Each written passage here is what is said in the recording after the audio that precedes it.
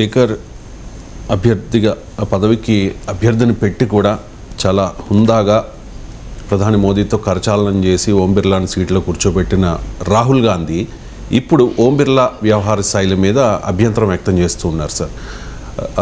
ప్రధాని ముందు ఓం బిర్లా కాస్త బెండ్ అయ్యి విష్ చేశారు అని చెప్పి, అదే తాను కనబడినప్పుడు తనకు విష్ చేసే క్రమంలో స్ట్రైట్గా ఉన్నారు అని చెప్పేసి, సో ఇది రైజ్ చేసినప్పుడు ఓం బిర్లా కూడా రెస్పాండ్ అయ్యారు సార్. అవసరమైతే ప్రధాని మోదీ కాళ్లకు నమస్కరిస్తా అని చెప్పి. ఒక స్పీకర్, ఒక లోక్సభ స్పీకర్ ప్రధాని కాళ్లకు మొక్కవచ్చా అన్నది ఒక పాయింట్ అయితే, స్పీకర్కి ప్రైమ్ మినిస్టర్కి మధ్య రిలేషన్ ఏంటి, ఎలా ఉండాలి అంటే ఇప్పుడు మీరు అన్నట్టు రాహుల్ గాంధీ విమర్శించింది కూడా నేను చూశాను, బట్ ఆ విజువల్ చూడలేదు. అంటే ప్రణమిల్లుతున్నాడా, బెండ్ అవుతున్నాడా కాదా అని. బట్ అది అవసరం కూడా లేదు, ఎందుకంటే ఓం బిర్లాను కాదంటలేడు కదా. నేను బెండ్ కాలే, నేను ప్రైమ్ మినిస్టర్ దగ్గర కూడా స్ట్రైట్గానే ఉన్నాను అంటలేడు.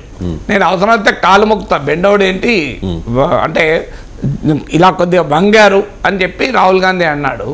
సో వంగడం మీద మొత్తానికి శాస్త్రంగా పడతా అంటున్నాడు. ఇక పంచాయతీ లేదు, అందువల్ల మనకు ఆ విజువల్ వెతికి చూడాల్సిన అవసరం లేదు. ఎందుకంటే స్పీకర్ కూడా దాన్ని డిస్ప్యూట్ చేయడం లేదు. ఏది నేను ప్రణమిల్లుతాను కానీ నేను కాళ్ళకే దండం పెడతా అంటున్నాడు కదా. అర్థం కావాల్సింది ఏంటంటే, స్పీకరు పార్లమెంట్ అవతల హౌస్ బయట ప్రైమ్ మినిస్టర్ కాలు మొక్కితే తప్పేమీ లేదు. నాకన్నా వయసులో పెద్దవాడు, నేను కాలు మొక్కుతా అన్నాడు, తప్పలేదు అది. ఎందుకంటే కొంత నార్త్ ఇండియాలోనైతే కాళ్ళు మొక్కడం అనేది కల్చర్. చాలా రాష్ట్ర ప్రాంతాల్లో బెంగాల్, మరాఠీ, ఈవెన్ నార్త్లో కూడా అదొక రొటీన్ కల్చర్. ఇంటికి ఎవరైనా వస్తే వెంటనే కాలు మొక్కుతారు. సో పెద్దవాళ్ళకు, వయసులో ఉన్న వాళ్ళకు కాళ్ళు మొక్కడం అనేది ఒక నేచురల్ కల్చర్లో భాగం. అందువల్ల ప్రధానమంత్రి తనకన్నా వయసులో పెద్దవాడు, తనకు రాజకీయంగా కూడా నాయకుడు, తమ నాయకునికి కాలు మొక్కితే నేరం అని నేను అన్నాను. సో అదేమి ఇప్పుడు మన దగ్గర బానిసత్వము, ఎందుకంటే తెలంగాణలో మనకు పోరాట మనస్తత్వం కదా. ఇక్కడ దొర ఏందిరో, దొర పీకుడు ఏందిరో అని పాడితే ఊగిపోయిన సమాజం ఇది. బాంచన్ దొర కాల్మొక్తా అన్న పేద రైతాంగాన్ని తుపాకీ పట్టి సాయుధ పోరాట వీరులుగా తీర్చిదిద్దిన గడ్డ ఇది. అందువల్ల ఇక్కడ మనకున్న స్వభావాల రీత్యా, మనకున్న కల్చర్ రీత్యా వీ డోంట్ యాక్సెప్ట్ ఇట్. అది బానిసత్వం లాగా కనబడుతుంది మనకు. కానీ చాలా దేశంలో చాలా ప్రాంతాల్లో కాళ్ళు మొక్కడం అనేది బానిసత్వం కాదు, కాళ్ళు మొక్కడం అనేది గౌరవం. ఇప్పుడు భార్య భర్త కాళ్ళు మొక్కింది అనుకోండి, వెంటనే ఫెమినిస్టులు కత్తులు కటారాలు పట్టుకొని వస్తారు, ఇదేంటి పురుషహంకారం అని చెప్పి. కానీ మన సంస్కృతిలో భార్య భర్తకు కాళ్ళు మొక్కడం అనేది ఒక పవిత్రతకు సింబల్ అది. సో అది it all depends on how you take it. అది వ్యక్తిగతమైంది. సో కాళ్ళు మొక్కడమా మొక్కకపోవడం అనేది వ్యక్తిగతమైంది. నేను నా జీవితంలో మా అమ్మ నాన్నలకు తప్ప జనరల్గా ఎవరికి కాళ్ళు మొక్కను. ఎప్పుడోసారి దసరా రోజు ఉంటే మా అన్నయ్యకు, మా అన్నయ్య వదినలకు, మా అక్కకు, బావకు, ఇట్లా పెద్దవాళ్ళకి మొక్కుతాను. కానీ నార్మల్గా మా అమ్మ నాన్నలు తప్ప ఎవరికి మొక్కను నేను. సో అందువల్ల ఒక్కొక్కరికి that is a personal aspect. So మొక్కితే నేరమని, మొక్కకపోతే తప్పని అనుకోవడం కూడా పొరపాటు. మొక్కడము, మొక్కకపోయినా ప్రేమ ఉండొచ్చు, కాళ్ళు మొక్కి తర్వాత కాళ్ళు లాగటోడు కూడా ఉండొచ్చు. మనం చాలామంది చెప్తాం, సో కాళ్ళు మొక్కుతూనే ఉంటారు, తిడుతూనే ఉంటారు. సో కాళ్ళు మొక్కడం ఎందుకు, తిట్టడం ఎందుకు? సో పాద పూజలు చేస్తారు, తల్లిదండ్రులకు ఇంత అన్నం కూడా పెట్టరు. సో అందువల్ల కాళ్ళు మొక్కడము, మొక్కకపోవడం అనేది ప్యూర్లీ పర్సనల్. కానీ అందువల్ల నేను స్పీకర్ కాళ్ళు మొక్కుతాను అంటే నేనేం తప్పు పట్టను. ఎందుకంటే అది అక్కడ కల్చర్లో మేబీ అది గౌరవానికి సింబల్గా ఉండవచ్చు, దాని బానిసత్వానికి సింబల్గా చూపాల్సిన అవసరం ఏం లేదు. కానీ సమస్య ఏంటి అంటే, స్పీకర్ హౌస్లో ప్రైమ్ మినిస్టర్ కాళ్ళు మొక్కడమే కాదు, ఈవెన్ వంగకూడదు, దండం కూడా పెట్టకూడదు.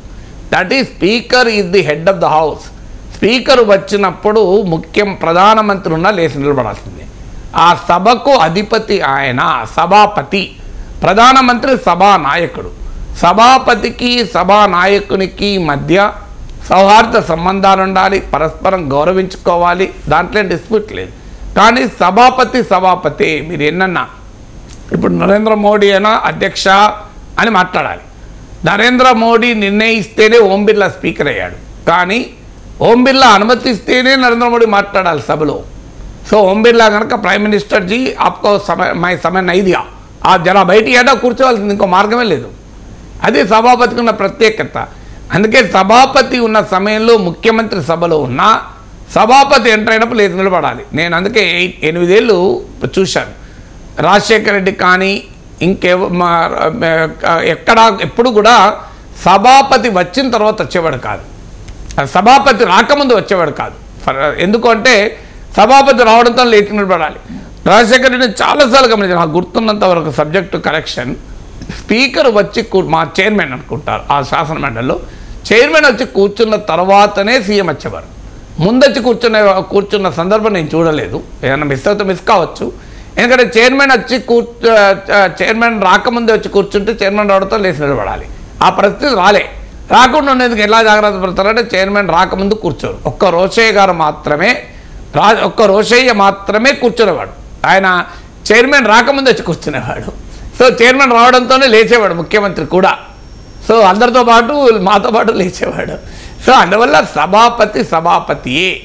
సో ఈ నరేంద్ర మోడీ ప్రధానమంత్రి, స్పీకర్ సభాపతి. అందువల్ల నేను కాలు మొక్కుతా అంటే that is out side the house. Inside the house speaker should respect the sanctity of the parliament. పార్లమెంటుకు సభాపతికి ఉండేటువంటి గౌరవం అది. కొన్ని ప్రోటోకాల్ ఉంటాయి.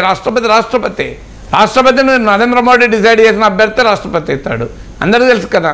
ద్రౌపది ముర్ము కానీ రాష్ట్రపతి వస్తే ప్రైమ్ మినిస్టర్ లేదు నిలబడాల్సిందే కదా. ప్రెసిడెంట్ కదా, president is above prime minister కదా. సో అందువల్ల these are all protocols which have to be maintain. Parliamentary decorum అంటారు, పార్లమెంటరీ ప్రోటోకాల్స్ అంటారు. అందువల్ల ఇది వివాదం కాకుండానే చూసుకోవాలి, పరస్పరం గౌరవంతో పనిచేయాలి తప్ప ఇందులో ఎవరు ఎక్కువ ఎవరు తక్కువ అని కాదు. Prime minister, speaker. కానీ స్పీకర్కు ప్రైమ్ మినిస్టర్కు ఎవరు ఎక్కువ అనే చర్చే రాకూడదు. కానీ సభా వ్యవహారాలకు సంబంధించి సభలో మాత్రం స్పీకర్ ఇస్ ద హెడ్. అందుకే అతను సభాపతి అంటారు, ప్రైమ్ మినిస్టర్ను సభా నాయకుడు అంటారు.